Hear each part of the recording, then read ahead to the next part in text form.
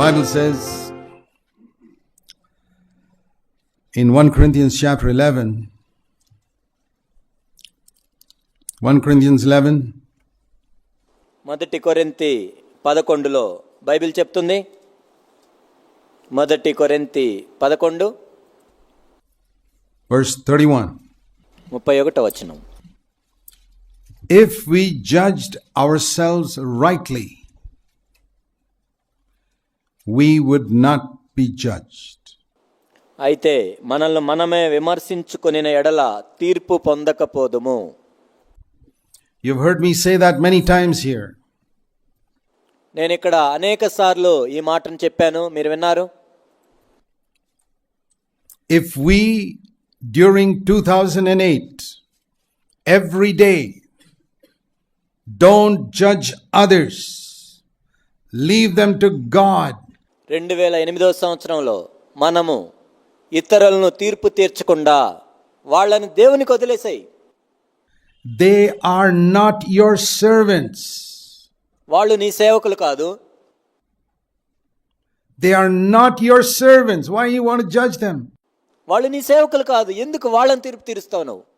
Do you go judging how some servant is working in somebody else's house?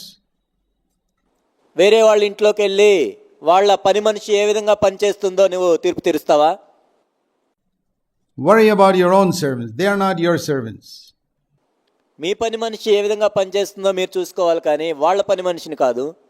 That's what Romans 14 says. Romans 14 says, that brother is not your servant. రోమా 14లో అదే చెప్పబడింది. రోమా 14లో ఏం చెప్పారంటే, ఆ సహోదరుడు నీ సేవకుడు కాదు. That sister is not your servant. Why in the world are you judging him? Why in the world are you passing an opinion about him?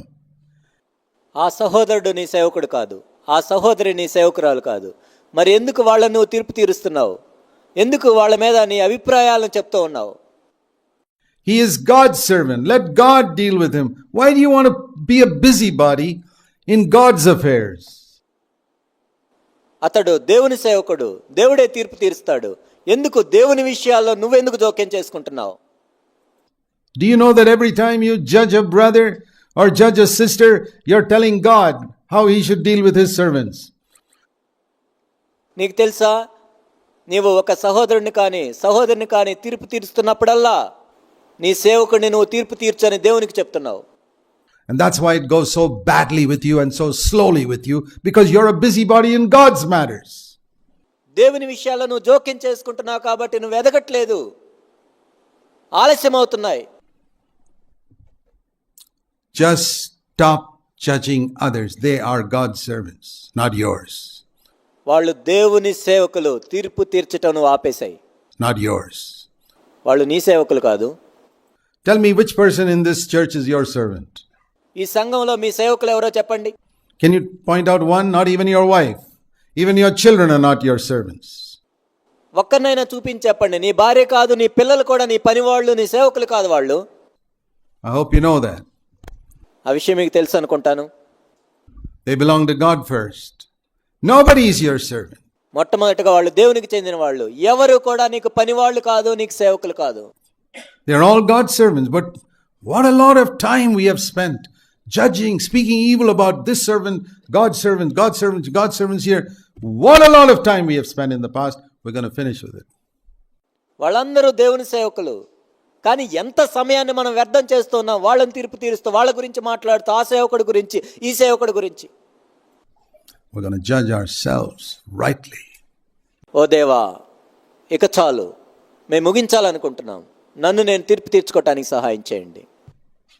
It says we won't be judged.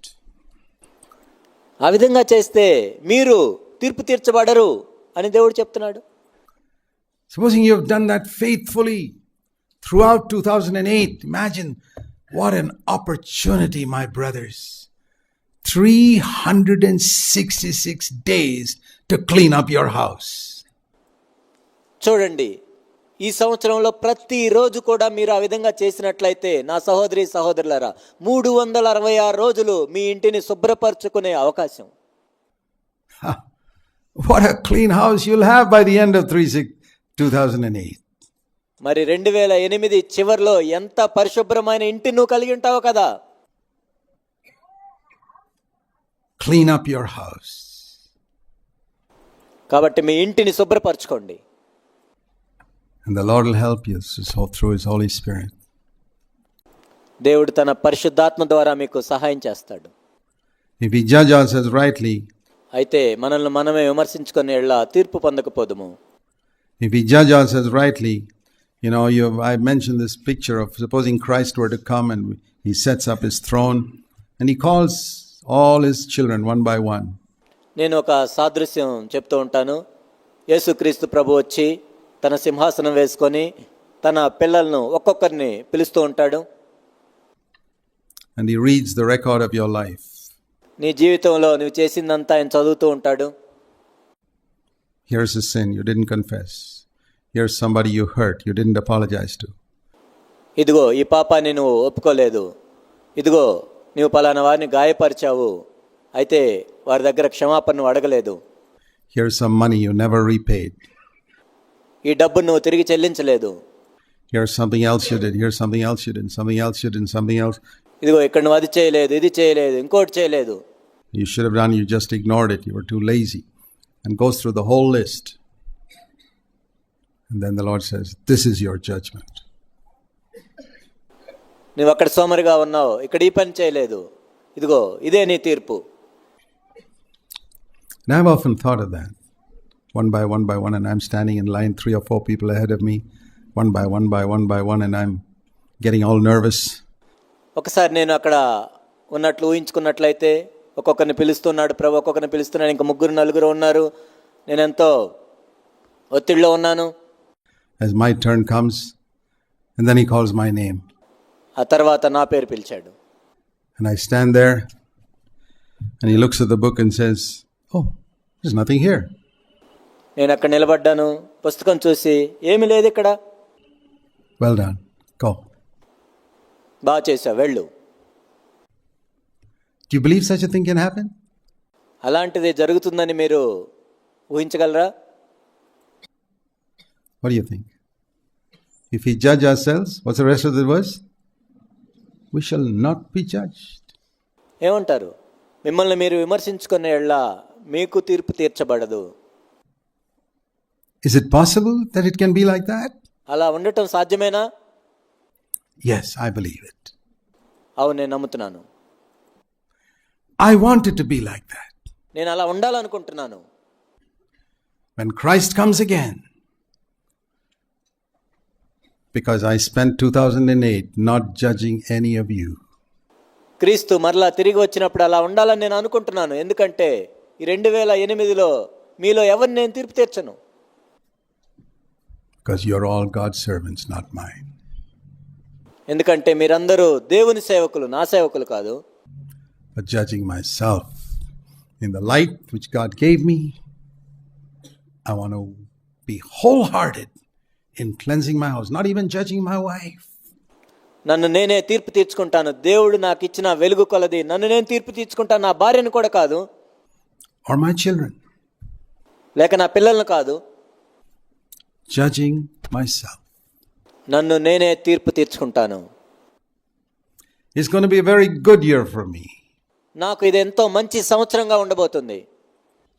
I prophesy that. నేను ప్రవచిస్తున్నాను. Because I've decided to do this. ఆ విధంగా చేయటానికి దేవుడే నిర్ణయించుకున్నాడు. You can prophesy that about yourself. నీ గురించి నీవు కూడా ఆ విధంగా ప్రవచించవచ్చు. If you decide it and stick to it.